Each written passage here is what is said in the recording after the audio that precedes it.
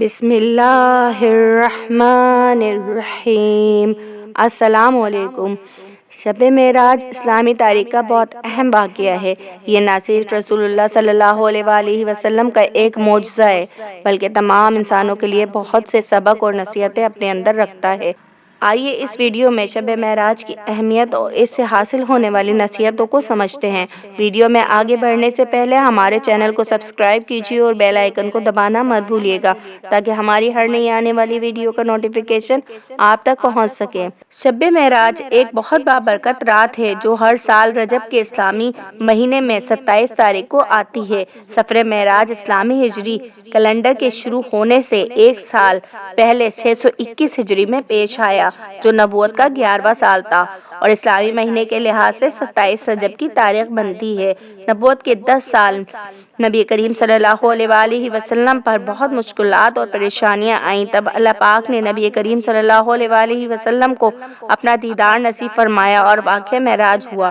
شب معراج کی بابرکت ہونے کی بنیادی وجہ یہ ہے کہ اس میں اللہ تعالیٰ نے اپنے محبوب نبی کریم صلی اللہ علیہ وآلہ وسلم کو ایک ہی رات میں زمین سے لے کر 7 آسمانوں کی سیر کروائی، جنت اور دوزخ کا حال دکھایا، نمازوں کا تحفہ دیا اور اللہ پاک نے نبی کریم صلی اللہ علیہ وآلہ وسلم کو ملاقات کا شرف بخشا۔ معراج سے واپسی پر جب نبی کریم صلی اللہ علیہ وآلہ وسلم نے معراج کا واقعے کے بارے میں بتایا تو کافروں نے آپ کی بات پر یقین نہیں کیا اور آپ کا مذاق اڑایا، تو اس موقع پر حضرت ابوبکر صدیق رضی اللہ تعالیٰ عنہ نے رسول اللہ صلی اللہ علیہ وآلہ وسلم کی حمایت فرمائی اور فرمایا جس نبی پر روز وحی نازل ہوتی ہو اس نبی کا آسمان پر جانا کیا مشکل بات ہے۔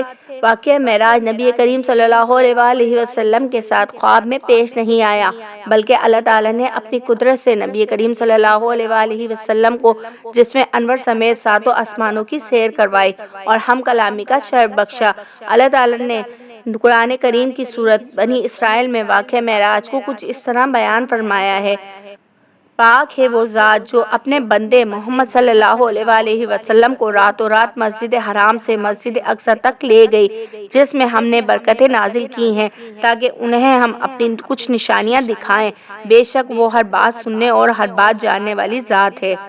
اس واقعے کی تفصیل مختلف احادیث سے کچھ یوں ملتی ہے، آئیے جانتے ہیں تفصیل کے ساتھ۔ حضرت جبریل امین رسول اللہ صلی اللہ علیہ وآلہ وسلم کے پاس حاضر ہوئے اور آپ صلی اللہ علیہ وآلہ وسلم کو بیت اللہ شریف لے جایا گیا اور وہاں آپ کا سینہ مبارک چاک کیا گیا اور دل مبارک کو زمزم کے پانی سے غسل دیا گیا۔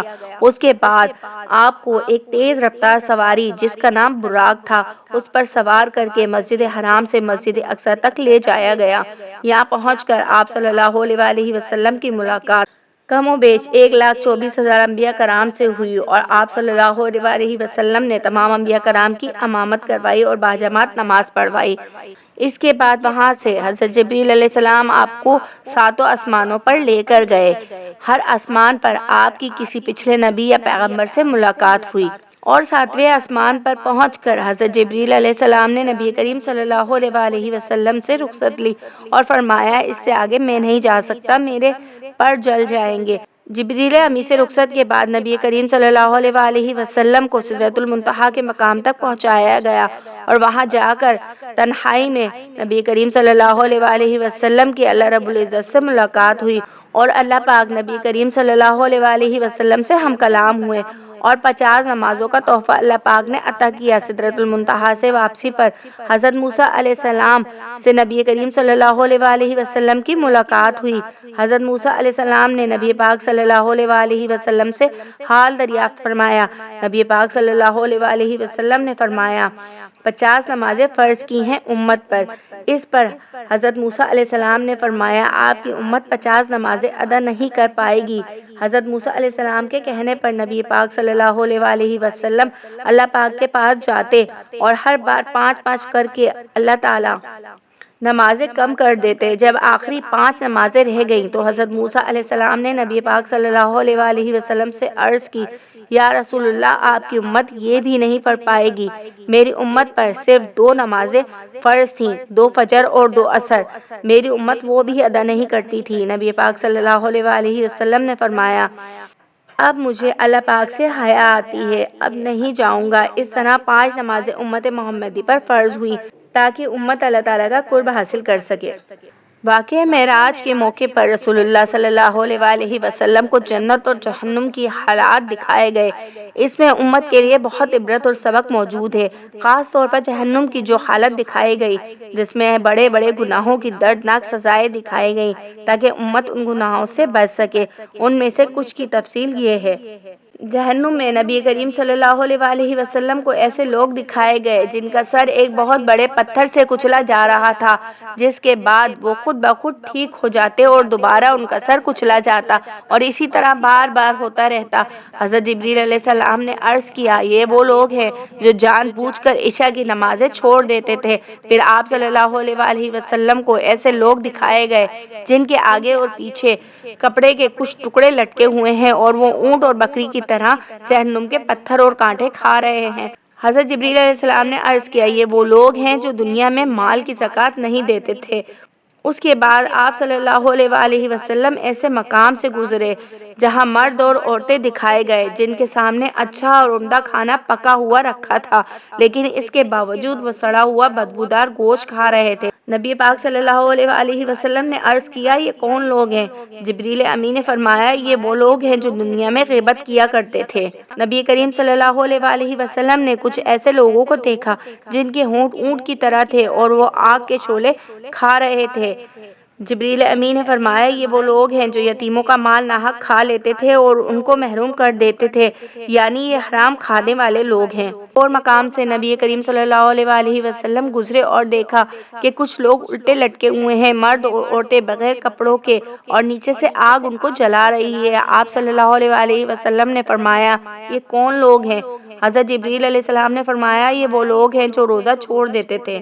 نبی پاک صلی اللہ علیہ وآلہ وسلم نے آگے ایک تندور دیکھا، بہت بڑا، اس میں مرد اور عورتیں بغیر لباس کے ہیں اور چیخ و پکار رہے ہیں۔ آگ کے شعلے انہیں اوپر کو لے کر جاتے ہیں جلاتے ہوئے تندور کے منہ تک، اور پھر آگ کے شعلے نیچے تک تندور کے اندر واپس پھینک دیتے ہیں اور کلا بازیاں کھاتے ہوئے کتنی گہرائی میں جا کر گرتے ہیں اور چیختے ہیں، چلاتے ہیں، اور یہ عمل برابر چل رہا ہے۔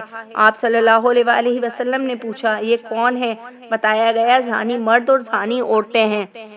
آگے چلتے ہیں، نبی پاک صلی اللہ علیہ وآلہ وسلم دیکھتے ہیں کچھ لوگ ہیں جن کو فرشتے ہونٹوں سے لے کر کان تک چیرتے ہوئے لے کر جاتے ہیں اور یہ عمل بار بار دہرایا جاتا ہے۔ نبی پاک صلی اللہ علیہ وآلہ وسلم پوچھتے ہیں، یہ کون لوگ ہیں؟ جبریل علیہ السلام نے بتایا، یہ امت کے فسادی خطیب اور علماء ہیں جنہوں نے امت کو جوڑنے کے بجائے امت کو توڑ دیا، یہ فرقہ پرستی پھیلا دی۔ دوسروں کو تو نصیحت کرتے تھے پر خود ان پر عمل نہیں کرتے تھے۔ نبی پاک صلی اللہ علیہ وآلہ وسلم آگے بڑھے، دیکھا ایک آدمی کا پیٹ بہت موٹا ہے اور اس کے پیٹ میں سانپ نظر آ رہے ہیں جو اندر سے اس کے پیٹ کو کاٹ رہے ہیں۔ وہ تڑپ رہا ہے، چیخ رہا ہے۔ نبی پاک صلی اللہ علیہ وآلہ وسلم نے پوچھا، یہ کون ہے؟ فرمایا گیا، یہ سود کھانے والا ہے۔ آگے بڑھے، نبی کریم صلی اللہ علیہ وآلہ وسلم نے دیکھا کچھ لوگ ہیں جسم انسانوں والا، چہرہ سور جیسا ہے۔ آپ صلی اللہ علیہ وآلہ وسلم نے پوچھا، یہ کون لوگ ہیں؟ جبریل امین نے فرمایا، یہ جھوٹی گواہی دینے والے ہیں۔ اللہ رب العزت ہم سب کو دین کی سمجھ عطا فرمائے اور ہدایت نصیب فرمائے اور واقعہ معراج سے سبق سیکھنے کی توفیق عطا فرمائے۔